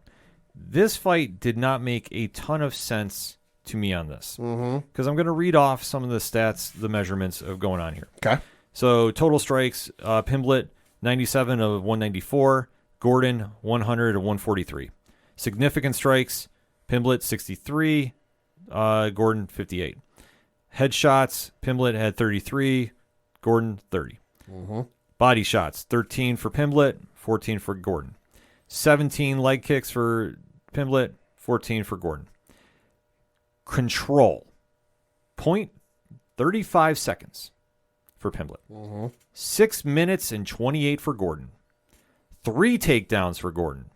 0 for Pimblett. And 0 sub attempts. I've got the scorecards pulled up in front of me. This is from the UFC.com website. They do post all of the scorecards after the fight is over. So all you got to do is Google, search UFC 282 scorecards, and then look for the UFC.com link. You had the pink judge, who was Ron McCarthy, give rounds 1 and 2 to Patty Plimblett, 10-9, and then gave the third round to Jared Gordon. Then you had the blue judge, who was Chris Lee, give the first round to Jared Gordon, 10-9, and then gave rounds 2 and 3 to Patty, 10-9, so 29-28. And then you had the white judge, Doug Crosby, who we'll get to in just a minute, give the first 2 rounds to Patty Plimblett, 10-9, and then the final round to Jared Gordon, 10-9, for the final score, obviously, of 29-28. Do not agree with any of those. No, I would have said Gordon won rounds 1 and 3. Pimblett, I thought he had a strong argument for 2, so I give him that. But the problem is Gordon didn't do the wow factor to really kind of sell it. Sure. But he won. I mean, he won outright. Like, I'm sorry. The fact that takedowns matter, they showed up. Mm-hmm. And this is a situation that the judges got it wrong. Mm-hmm. And we always say don't leave it in the hands of the judges, but this is one of the situations that it did, and it completely backfired. I don't understand how you can judge this. I really don't. I stand firmly in saying, in my opinion, this was Gordon's all day. Yeah, and a lot of people do, and you're going to have the Athletic Commission look at this and look at Doug Crosby specifically because reading from an article on MMAmania.com, article says, quote, "It was a banner weekend for Doug Crosby. The long-time MMA mixed martial arts judge came under fire for not 1, but 2 scorecards over the last few days, starting with Danny Sabatello versus Rufian Stotts main event at Bellator 289 in Uncasville, and ending with the Patty Plimblett versus Jared Gordon co-headliner at UFC 282 in Las Vegas. Crosby scored Sabatello slots 50-45 in favor of Sabatello, which made history on December 9th as the first 50-45 scorecard ever recorded for a loser in the MMAdecisions.com database. Fellow judges Eric Colon and Brian Miner scored the contest 48-47 for Stotts, awarding Supa a split decision victory. The commission was not impressed. One judge had Sabatello winning all 5 rounds, which is controversial. Mohegan Athletic Department Director of Athletics Mike Mazzulli wrote via MMA Fighting. But ultimately, Stotts won the decision, which is the correct result. In an effort to make this a learning moment, I have informed all 3 judges we will be reviewing the fight together, close quote. Check out our belt, and then they have a link for their play-by-play. Also, their play-by-play also scored in favor of Stotts right here. Quote, "This is a very serious situation," he wrote. "The Mohegan Tribe Athletic Department, which always looks out for the best interest of all fighters.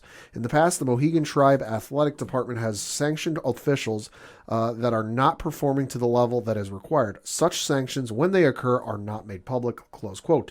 Crosby then scored the Pimblett fight 29-28 in favor of the baddie the following night, despite the fact that 23 of the 24 media outlets providing UFC 282 results and play-by-play scored the bout in favor of Gordon. Also turning in a wrong decision scorecard was MMA, and they put wrong in quotations. Scorecard was MMA judge Ron McCarthy, son of veteran judge Big John McCarthy. So dude's in a little bit of heat. I would definitely say so. I mean, this is something that's been unfortunately making some headway and tying into another story that has been going around about MMA fight fixing, if you will. Mm-hmm. So this is something that I'm going to be reading from an article from Mark Romandi from ESPN. And where I was reading the fighter stats there, ESPN MMA. Okay. So I want to just clarify that. But here is Romandi's article. So to quote, "Fight fixing is now a quote-unquote huge concern for the UFC amid several investigations and suspicious betting activity around about last month," UFC President Dana White told ESPN. A November 5th UFC fight between Darek Miner and Shailen Nurendambiki, apologize for the name butchering, is under scrutiny after a dramatic betting line movement in the hours before the event. The Nevada State Athletic Commission has suspended both Miner and his coach, James Krause, who ran an MMA betting Discord page and podcast pending its investigation. So this is when asked by ESPN's Brett Okamoto in an interview Thursday whether fight fixing is concerned, Dana White said, quote, "Huge concern. Now there's an investigation and it could be possible that happened. Yeah," end quote. So This is now becoming something that is taking on a life of its own. Yeah, and even got brought up. I'm going to play a little clip from Ariel Helwani's MMA Hour podcast, YouTube show that aired on Monday. Here's the quote. Here's the issue, and it once again was put in the spotlight this weekend. On Friday night, I'm watching Danny Sabatello versus Rafion Stotts. Rafion Stotts won that fight 48-47. I didn't see a lot of other people disagree, except for one. His name is Douglas Crosby. This guy should not be judging fights. He has too many conflicts. What he does time and again, I believe, this is my belief. This is not now something that I have evidence, but this is my belief based on enough of his scorecards that I think he wants to be in such good graces with the promoters, because I know he loves Dana White, and I know he tries to curry favor with him. He tries to score fights based on what he thinks the promoter wants. So he scores it for Danny Sabatello because he thinks that that's the guy that they want. He scores it for Patty Pimblett. Now, we should also say the two other judges scored it for Patty as well. So he's not the only guy at fault. But I cannot believe in a time where our sport is being questioned, our integrity is being questioned, you're now going to fly and do a major UFC event? Time out. There are enough judges to do this where you could sit this one out. And then he has another suspect. When is this going to stop? As I've said time and again, these judges need to answer for these things. They don't. They need to be questioned. They are not. They need to be put in timeout. They are not. To get these dinosaurs who have conflicts and friendships and rivalries and enemies with fighters, active fighters, out of the sport. I don't believe that the UFC fixed that fight. I don't believe that. But I think that he's sitting there thinking, let me score this for Patty because I want Dana White to like me. That's what I think is happening. So that clip comes to us courtesy of Ariel Helwani's official Twitter account. So obviously there's some issues going on with this judge that, listen, Ariel Helwani is one of, if not the best MMA journalist in the business. You know, say what you will about whether your own opinions about him. I think when it comes to some of this stuff, I think he hits the nail on the head more often than not. I agree, too. I mean, I think Helwani has been on point, too. And like we say, in looking at the Raimondi article from ESPN.com that I was reading, the interview that Pad was playing, too, from Ariel Helwani, there is a lot of speculation going on with these fights. And when you see judging, like you saw in the Pimblett fight, you really have to question it. And I hate saying this. I really do. But it's a situation that, watching that fight, you got to raise questions about. And I can understand, okay, we're fans and we're mad, you know, you don't like how the decision came out. But I think you can't just look away from this, especially now with all this other shenanigans going on outside. I mean, this is just going to be something that the fights are going to be watching, and especially looking at this fight. I mean, this is a prime example. Like, how do you come up with this when the judging was so far off from everybody else? Like, it just doesn't add up. And you had a couple of fighters weigh in on Doug Crosby specifically. Al Iaquinta tweeting about the Sabatello fight specifically a couple of days ago on December 9th, saying, quote, did Doug Crosby have it 50-45 for Sabatello? Question mark, exclamation point, LMAO, close quote. And then he quote tweeted a photo or a tweet from MMA Fighting about the Sabatello fight with the one account saying MMA scoring is wild, to which Al Iaquinta quoted it and said, to quote, Doug Crosby is always the odd judge out and by a large margin. He must have dirt on whatever high-ranking official sanctions these fights. Thinking emoji. No way he should be there, close quote. And then somebody replied to Al saying, quote, training at James Krause's gym would have been a better decision, close quote, to which Al Iaquinta said, since we're taking fixing fights, FBI should look into Doug Crosby, close quote. Ouch. Yeah. And then you also had, and I'm trying to dig up the specific tweet, Ben Askren also had said some stuff about Doug Crosby that he was none too thrilled with either. Yeah, I mean, this is a situation that, looking at that judging, you have to really take a hard stance and look, and you have to come up with your own decisions about this. Doing the eye test for me personally, like, I don't understand how you judge this fight. I really don't.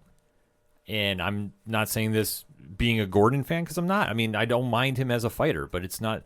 I have no real stake in this. I'm just looking at it as an observant fan going, like, how do you judge this? And you can't. And for Pimblett, we know the UFC is very high on him. We talked about this last week, but it doesn't warrant this. Yeah, found the tweet. It is from 11:30 p.m. on December 9th, where Ben Askren tweeted, quote, YTF is Doug Crosby still judging fights? 3 question marks, close quote. Yeah. There's a lot, like I say, this is just a very dark cloud looming over the UFC right now, because you factor in what happened with James Krause in his camp, like I said, from the Mark Raimondi article on ESPN.com. I highly recommend people read that, because he did a fantastic job breaking that whole scenario down, because there's just so much involved there. Yeah. And then now you see with the Pimblett fight, there is questions and whispers getting mentioned, and they're getting louder. Well, and maybe this is just me projecting what's going on onto the past, but how many fights, and it's not a large percentage, but you think of some of the fights you and I have watched even before this podcast, where we were watching and then it went to the judge's scorecard, and Bruce Buffer or whoever was reading off the scorecard after the fight read the scorecard, and you and I both, and whoever we were watching with, all collectively went, wait, what the fuck? Yeah. So is it a case that this is stretching back a long time? I don't know. Is it possible? Sure. Well, you always kind of wonder where the truth of the whole "don't leave it in the hands of the judges" quote really came from. Yeah. I mean, just speculation. There have been a lot of fights over the years that you and I have seen, though, that it gets to the judges' scorecards, and we're like, oh, yeah, that person clearly won, without even looking at the stats. Yeah. Just looking at the eye test and how the fight went, we're like, oh, yeah, fighter A clearly won. And then they get to the scorecard, and they go, oh, yeah, unanimous decision or split decision, fighter B. And we're like, wait, what the fuck? Yeah, which, like I say, the whole saying there is "don't leave it in the hands of the judges." I think, like I say, now you hear that statement now, and there's so much more of a bad feeling around it than it should have been. Like I say, I know it was not the case when it was first said. Right. So I'll just put the whole allegedly out there. But in this situation, you really got to step back and go, okay, maybe there's a reason behind it. maybe there is. And it's sad to say, and I hate saying this about any fights. This is just something, if this is going on, the UFC really needs to clamp down and stop this. Right. And I stress if. Right. And we don't know if anything's going on, but I think personally, I think there's some smoke to this, because it's not just a couple of fans saying some things. It's not just a couple of journalists saying some things. When you've got fighters weighing in on specific judges and going, why are they still doing this? And this happens more often than not with this specific judge. I think there might be some smoke to that fire. I do too, and I think this will be something the UFC will be addressing, and I think that they understand how much this is a very bad look for them, and I think they don't want to have any part of this, and I think they'll be very smart and act very swiftly. I honestly do. I think that they will obviously be dealing with this investigation and moving forward with it, and I think you're going to see some swift change, because if they don't, yikes. And that'll just put it that mildly. But I think Dana White and the powers that be there are that smart that they will address this very quickly. Oh, they're going to put the squash on this immediately. Yeah, and I don't see that judge coming back anytime soon. No. I don't see how they would ever allow that. It took them so long to get legitimized, I guess. Exactly. In the people's eyes, that it went from, oh, this is a barbaric sport where guys just beat the shit out of each other, to where it's one of the biggest sports on the planet. I'm not going to say it's the biggest, because it's not. But one of the biggest sports on the planet, and it cannot afford a black eye like this. No, it cannot. So definitely UFC will have to address this, and very quickly, and stay tuned, because we'll be talking about it more so as the new year is rolling into it. Yep. And then last fight on the card we got to talk is the light heavyweight division fight for the vacant UFC light heavyweight championship, which was between Jan Blachowicz and Magomed Ankalaev. And, well, there's still no champion, because this was a split decision draw, with the fight going 48-47, 46-48, and 47-47. Yeah, I had this Magnov winning, not by much, but I did have him winning this. So pulled up these scorecards, because I know some people will be interested in how the fuck we got here. The one judge, Mike Bell, scored the first 3 rounds for Blachowicz, 10-9, and then gave the final 2 rounds to Ankalaev, 10-9, so 48-47. You had the blue judge, Derek Clearly, score the first 2 rounds for Blachowicz, 10-9, and gave the final 3 rounds to Ankalaev, 10-9, so 46-48. And then the pink judge, Sal D'Amato, who gave the first 3 rounds to Blachowicz, 10-9, gave the first 3 rounds 10-9 to Blachowicz, gave the 4th round to Ankalaev, 10-9, and then gave the final 5th round to Ankalaev, 10-8. So that's how they ended up with the 47-47. Yeah. Scoring's weird. Scoring is weird, and another case. Now, obviously, a different case than the Pimblett argument. Yeah. But still, a very bad way to end a fight like this. Hoping to get somebody on the vacant title. Now, there's not anybody on the title yet. No, because immediately after in the presser, it was announced that Glover Teixeira will fight Jamal Hill for the belt at UFC 283 on January 21st in Brazil. Right. So that was swift action by Dana White because obviously they don't want to have a division held up by no champion. And Yuri is sitting there just chomping at the bit to come back.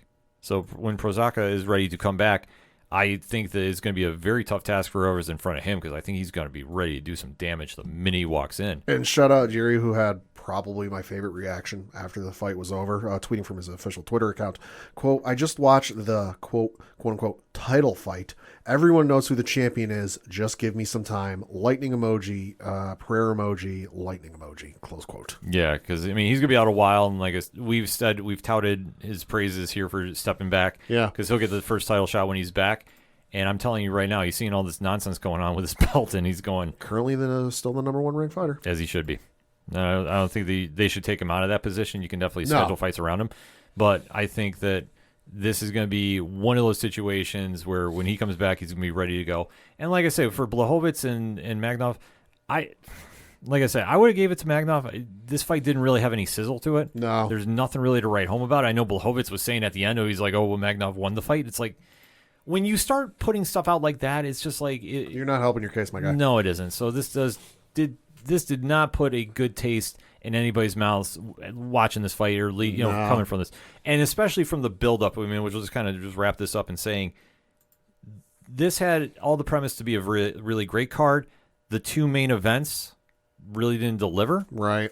And you can't really end a fight like this on a tie. And I understand it happens; it is what it is. Yeah, still don't agree with it, but at least Dana White is addressing them. The two issues, like I say. Yeah. The Pimblett thing is something to watch moving forward. I don't know where he goes from here. He'll be featured in a big fight against somebody. I don't think he's going to be cracking into the top 10 anytime soon. No. But I think he'll get another high-profile fight. He'll be in a co-main, and then just depending on how that all goes is where he goes from here. And then in that light heavyweight division, it's going to be anybody's guess. But, I mean, Teixeira and Hill, that'll be a good fight. Yeah, I'll say that's the next light heavyweight bout on the UFC's matchup for UFC 283, which is January 21st of the new year. Mm-hmm. Looks like it's going to be in the main event. Also of note on that card, probably going to be in the co-main event, is the unification fight for the flyweight belt between Figueiredo and Moreno. Interesting. So that's on the card as well. Well, you've also got Burns and Magny on that card as well. Yeah, they're putting together a solid card for that one. Yeah. So, that one's in Brazil too. Yep, that's indeed. So that's why they're stacking it. Oh yeah, no, they're definitely gonna pull out all the stops for this card, and obviously the UFC wants to kick off 2023 in a good way because obviously there's a lot of bad press right now with them, and it's a shame too. Yeah. So obviously the powers to be will take care of that, and then we'll be speculating going on from here. But that's why we ask you, the ODPH Society, to jump in the conversation. So hit us up on that hashtag ODPHpod. What is your thoughts from UFC 282? I know our guy Mike from the Multiverse of Badness is going to have a lot to say about this.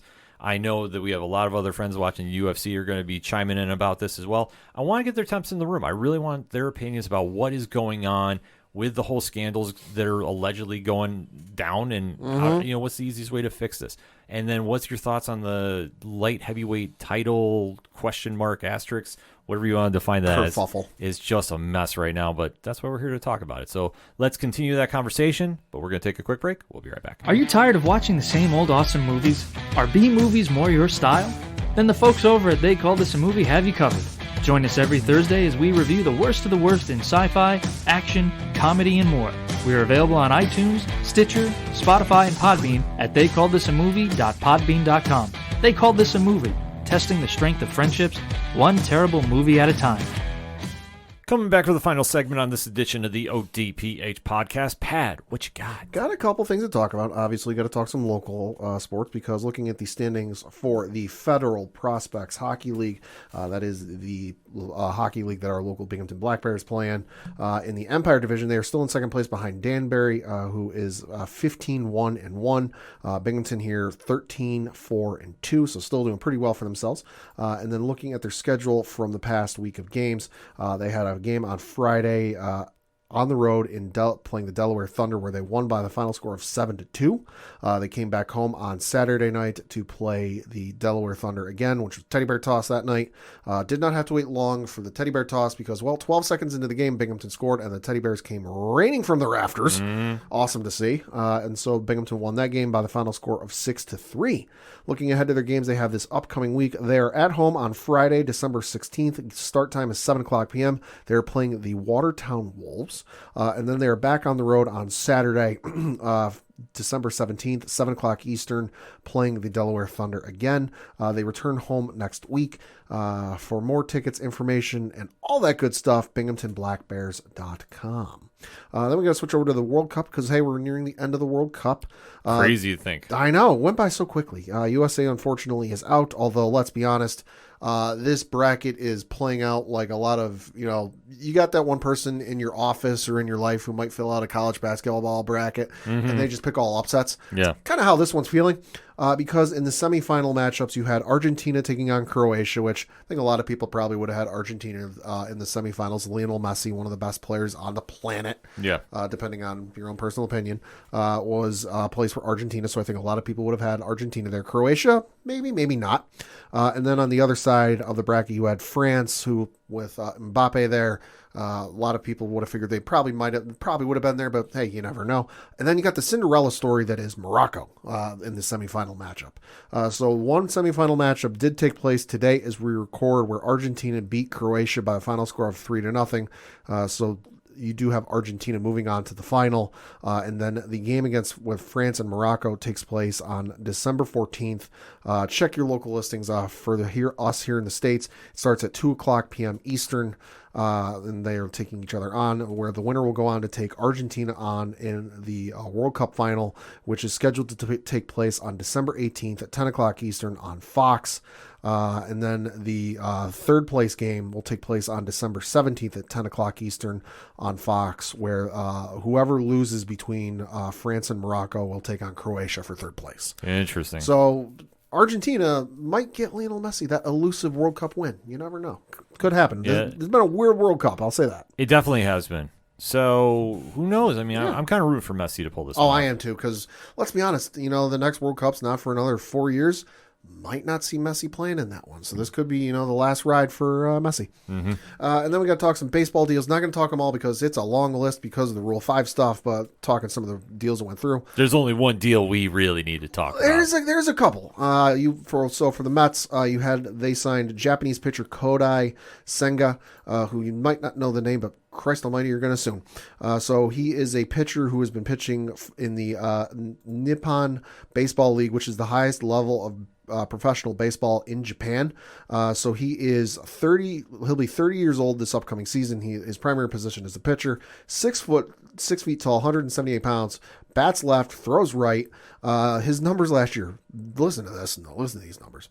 So his last season in the Nippon Baseball League, he went 11-6, a 1.94 ERA, 156 strikeouts, 27 walks, and 144 innings pitched.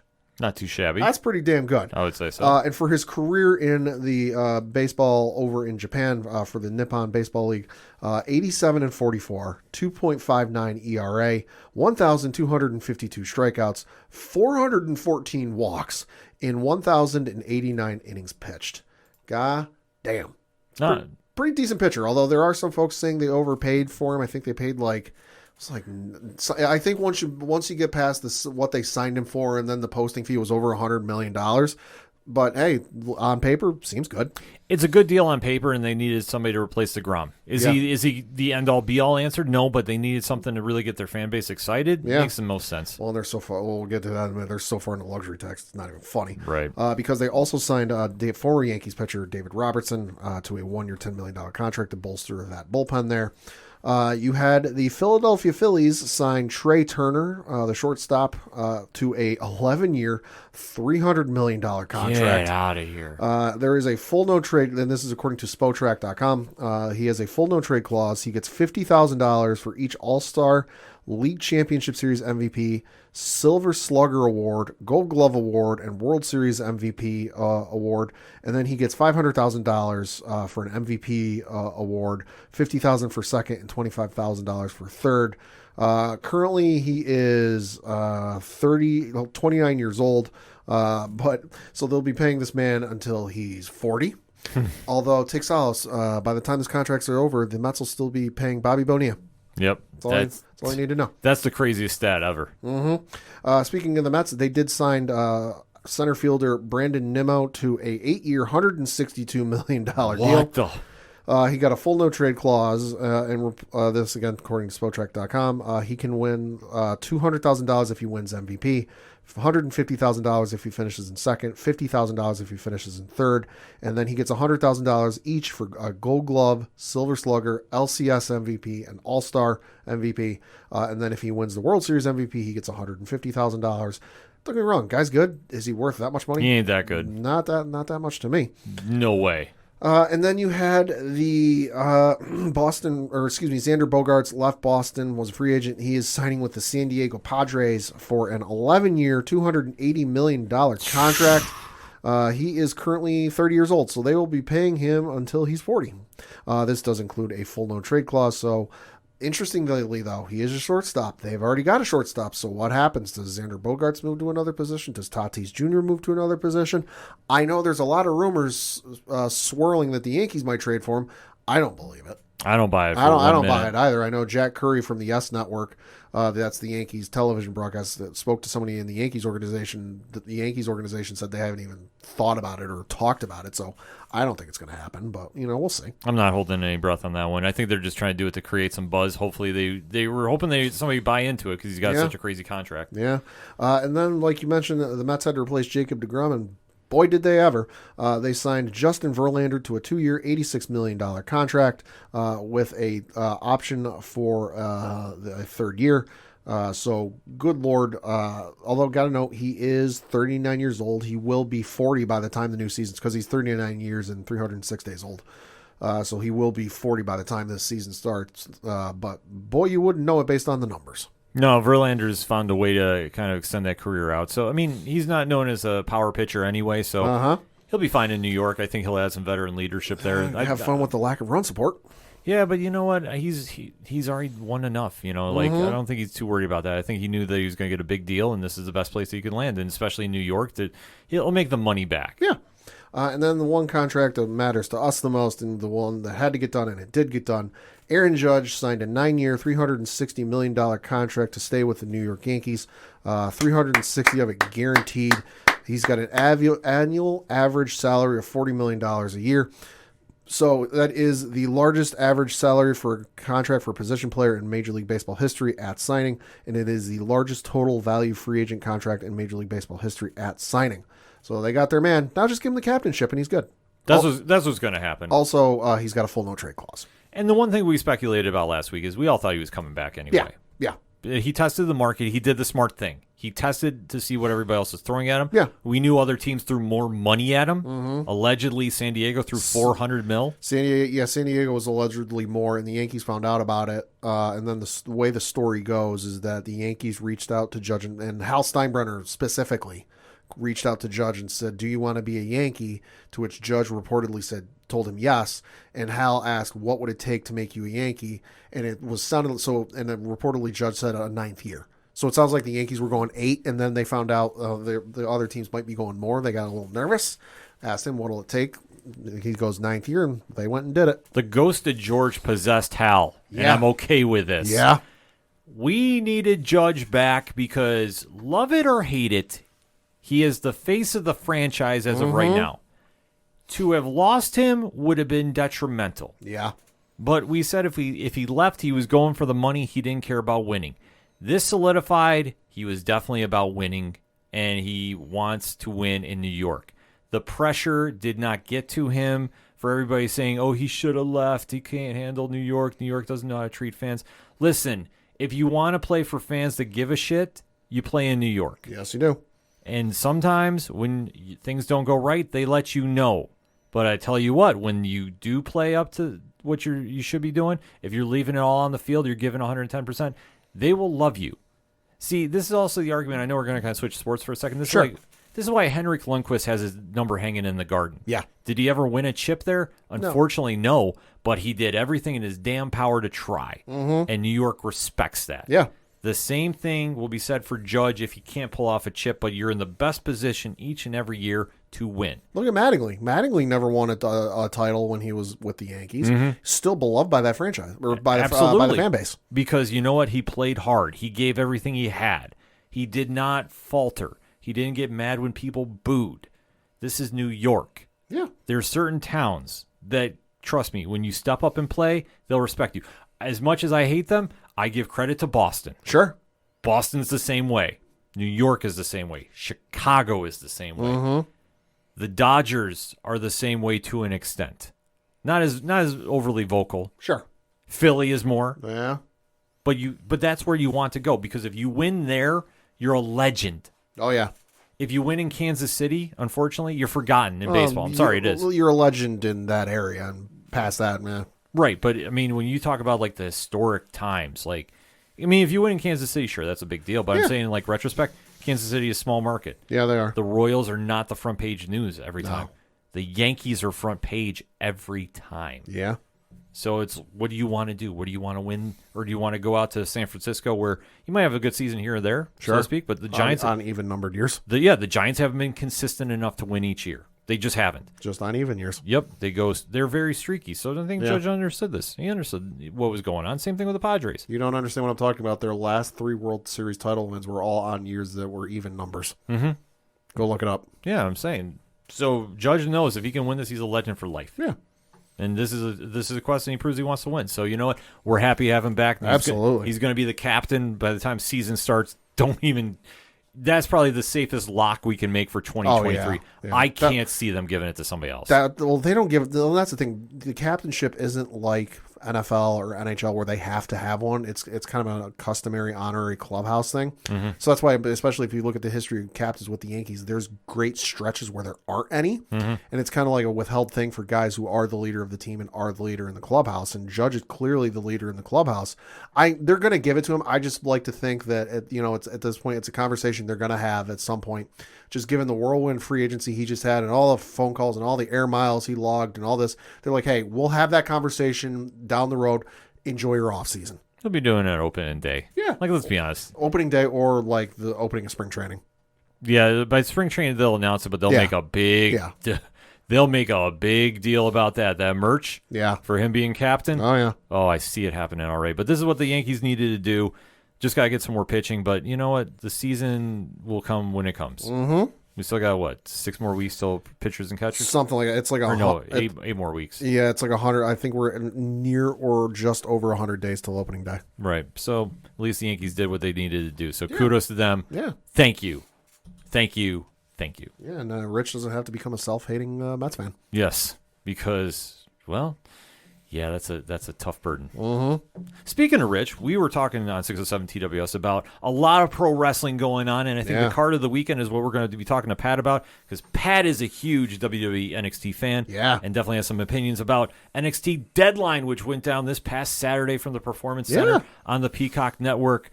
One of the best deals in all of pro wrestling to get for your WWE fix. It's up there, yeah. So let's talk about this card. Yeah, so this was, like we mentioned, the NXT Deadline card, which took place from the Capitol Wrestling Center, that being the WWE Performance Center in Orlando, Florida, on Peacock, which you can find the replay at. 2 dark matches that took place before the show started, got to mention. You had Ivy Nile defeated Lash Legend in a singles matchup, and then you had Chase University. Chase U! Specifically, Duke Hudson and Andre Chase defeated Javier Bernal and Zion Quinn in a tag team matchup. I love Chase U. I'm sorry. They're growing on me. They're hysterical. They're growing on me. At first, I was like, I don't really know about this, but you know what? They're growing on me. Yeah, that's the whole thing about them. They grow on you, and especially when they did the mock media scrum. Yeah. That skit was hilarious. Yeah. I don't care what anybody says. Yeah. So then on the deadline card specifically, you had the first match on the card was the Women's Iron Survivor Challenge. This was to determine the number one contender for the NXT Women's Championship.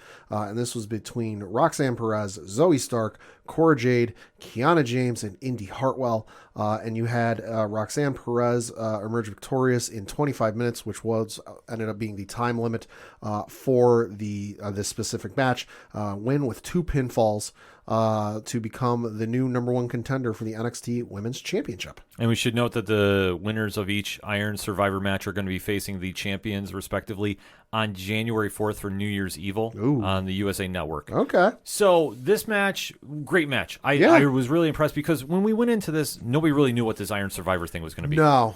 And it's a mix of the King of the Mountain from TNA and a little bit of War Games from WWE. Yeah. And it kind of mixes a little bit of an Iron Man match or Iron Woman match in there as well, where whoever gets the most pins within the allotted time wins the match. However, if you get pinned, you need to go to the penalty box, so you're out of the running to get pins.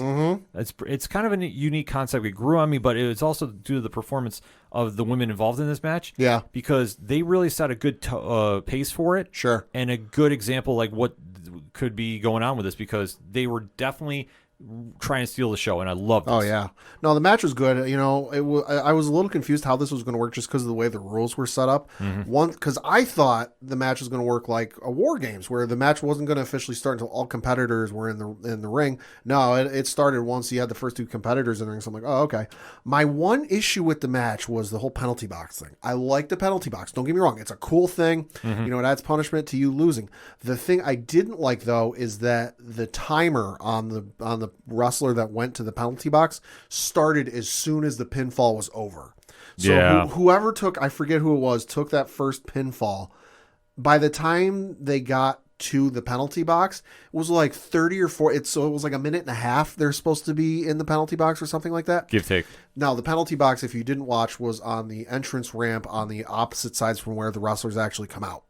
So it was a little ways away, which I get for spacing and confinement and not having a whole lot of space. That's why they had to do it. Yeah.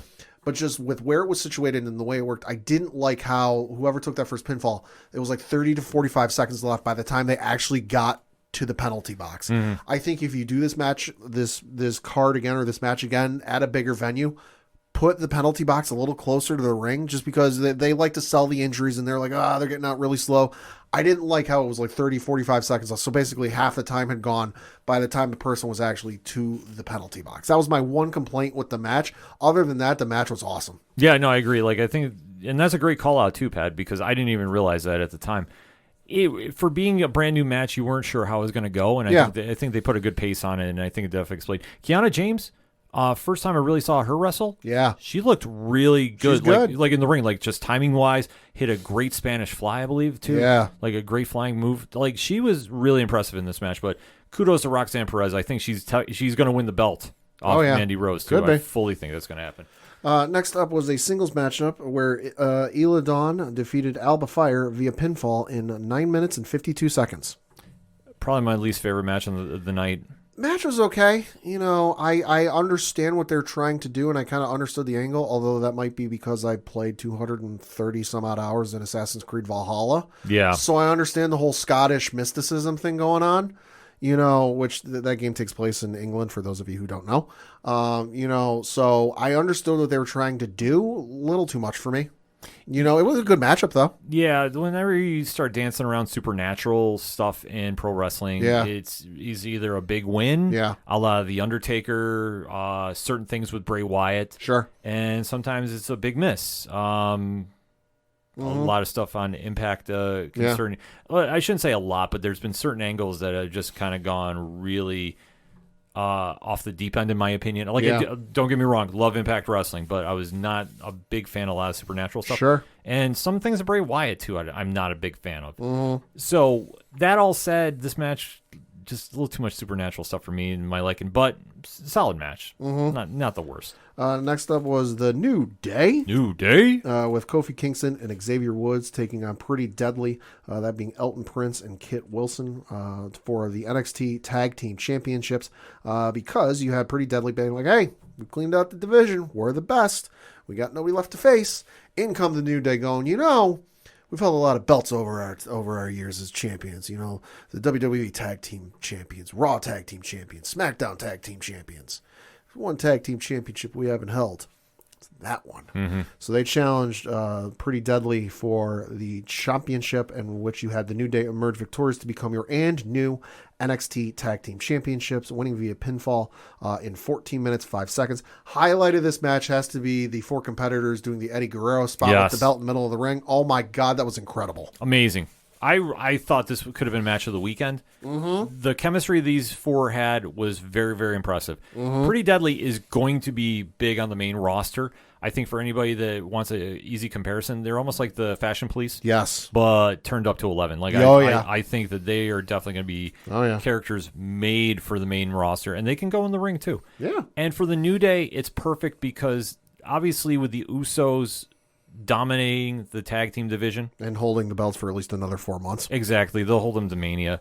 The New Day needs something. Right. And this is a win for NXT too, because a lot of people are tuning in to see what the New Day is going to do down there. Right. It'll help give them some fresh opponents to wrestle. Yeah. And really elevate their status. And obviously they're going to go down as one of the greatest tag teams of all time. Oh, absolutely. But to have the NXT titles, bring them up to SmackDown, have them showcased up there, you're going to get more people to tune into NXT. And even if you're going to have a matchup between the New Day and an NXT tag team, you could have it on NXT. Why not do it on SmackDown? Yeah, you can definitely feature some other people, see if they're ready for prime time. There's just so much win to this. And for Kofi Kingston, too, he now sets the record for 15-time World Tag Team Champion, I believe. Yeah. Impressive. That's crazy. Amazing. But kudos to them. Great match. Next up was your co-main event of the evening, and this was the Men's Iron Survivor Challenge, where the winner of this became the number 1 contender for the NXT Championship. And you had the competitors in this were Grayson Waller, Carmelo Hayes, JD McDonough, Joe Gacy, and Axiom. And you had Grayson Waller emerge victorious with three pinfalls, winning in 25 minutes to become the new number 1 contender for the NXT Championship. So this match impressed me. Yeah. More so than I thought it was. Grayson Waller is such a man. Mm-hmm. I'm trying to find the right adjective. He's such an annoyance, but man, he sold me on this. Yeah. I honestly did not think he was going to be that great in this. I thought Joe Gacy looked really good. I was hoping he pulled it off. But I understand why they went with Grayson. I do too, but listen, Gacy didn't win, but he did come out of this a winner because I don't want to say they protected him a little bit, but he pointed something out on social media, and that was he didn't win, and he did finish with 2 pinfalls.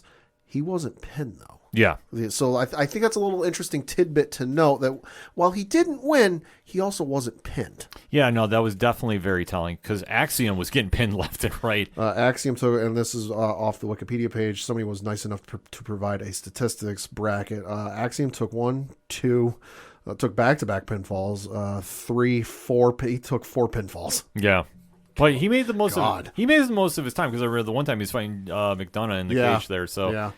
But it was an entertaining match as all could be, and Grayson Waller stole this one in the most chicken shit heel way possible. Yeah. Because Carmelo Hayes, I'm telling you what, when he gets to the main roster, get ready. Oh, yeah. His athleticism is second to none, and I can't wait.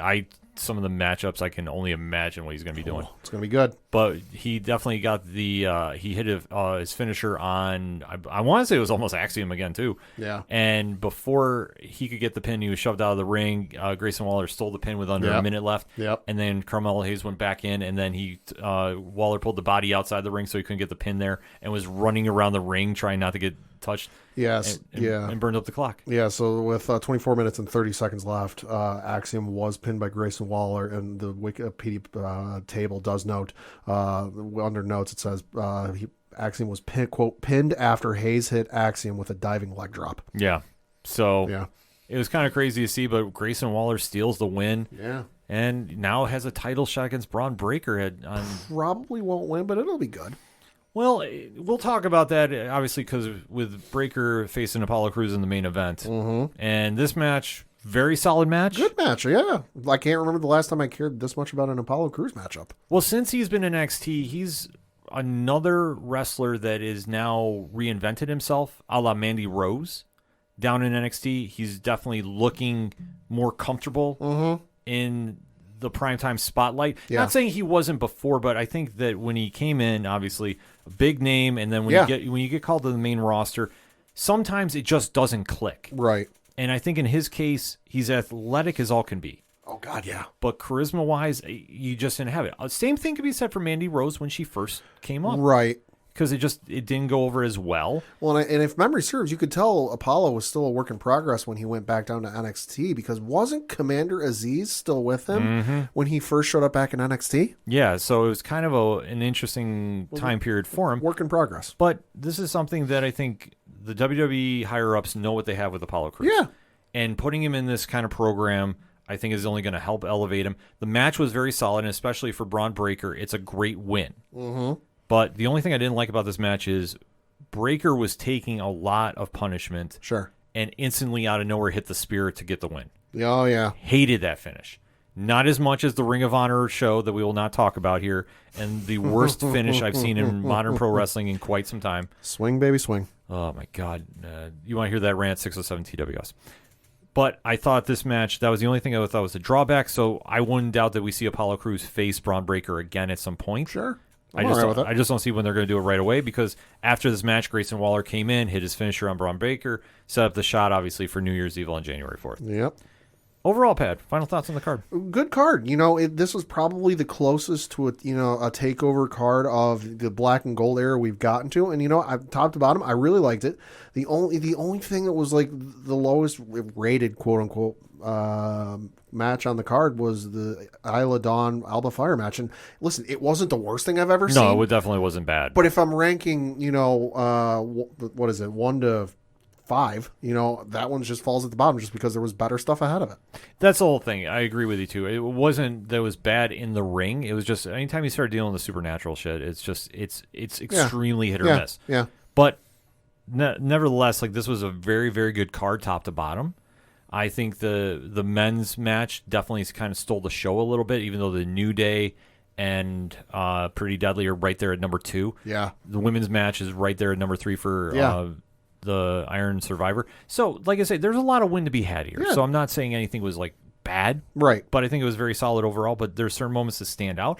And for NXT, obviously with Shawn Michaels at the helm, I think is taking steps back to be going to NXT 1.0, the black and gold era. As close as it can get, yeah. Yeah, but being different, too, at the same time, because it doesn't feel like a super indie. It's got some of the same vibes and some of the same feelings to it, but it doesn't feel like a carbon copy. No, it definitely doesn't. So yeah. I'm excited to see where they go in the next year, and obviously there'll be some headlines coming out of that that we'll definitely be talking about here on the ODPH. And for more pro wrestling content, obviously 607 TWS on your favorite podcast provider. And remember to vote for the Brodies. Yeah. The link is up right now at odphpodcast.com, where you can find anything and everything that is the ODPH. That's all for this week. So for the one only Padawan J, fuck the Astros. I'm your host, Ken M. Thank you as always for listening to the ODPH podcast, better known as the Ocho Duro Parlay Hour. See you next time.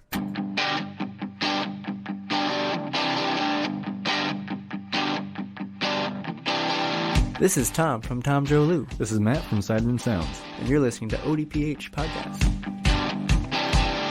Wanna go where no one knows my name, to the desert, the oceans, or the plains. 'Cause I want